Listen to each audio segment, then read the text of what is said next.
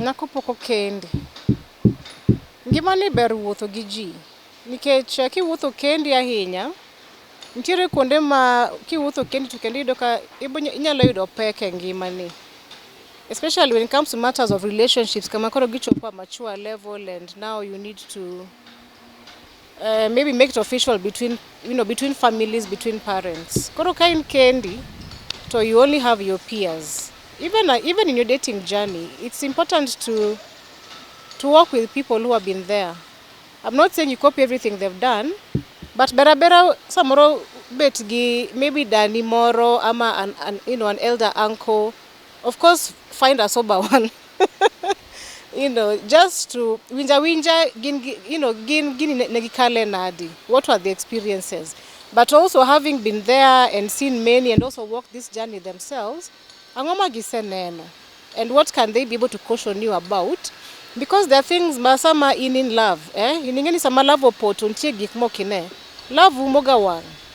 Donge the Bible doesn't say that life is blind. I can't imagine love is blind now. But there are things that when you're in love, you can be blind to or you keep excusing. But if you're working with somebody, somebody you're accountable to, somebody you can be able to talk to freely and openly, they can be able to advise you. Especially our brothers, the male representation, in our lives as ladies. Our brothers, our uncle, the father figures in our lives. It's important to work with them. Because there's also, kawi as a lady, when some male figures around you, ngatobiru gi luoro moro ma extra. Nkitungani wadu moro ntiere, uncle ni moro ntiere, baba untiere, okani jok baba goya ngumda. Beyond that, ngingia ni nyako ni Kenya kumanyalo tugo godo mayot. Nikech nyako ni nyako makatugo godo. So I have a case to answer to somebody. So let's allow the brothers in our lives to work with us. Sometimes ginyalo wacho gik moko wahero winjo. Ngeni sama in love to sama ngato wacho gima tuomo chuny jaherani okihero. But it's important samoro mondo wawinj gigi. Sometimes nitie gik ma ji nyalo neno to nyalo cautionwa before. Kar mondo wachakwa ywag bange korka chiedh nari makowa wuoth gi ngato kiki wuoth kendi. Omiya paro a friend of mine ntiere nochunge committee moro mar when parents are coming to know each other. So a friend of his nyako koro ne kelo ngamodwa kendo mondo onge family. So koro he was privileged to be in that committee. So people need to observe something interesting ma okay, Okonegiriambo, the gentleman give friends, but one, the gentleman came dressed very casually, according to them. And casually, it doesn't mean niji tena go work suit. That's what they meant. But they meant even how you dress, samidhi korginyako, samidhi introduce korginyako matters. Koro gibiro hagi dress casually, and then the other thing they observe ninga ni bire give friends his own peers.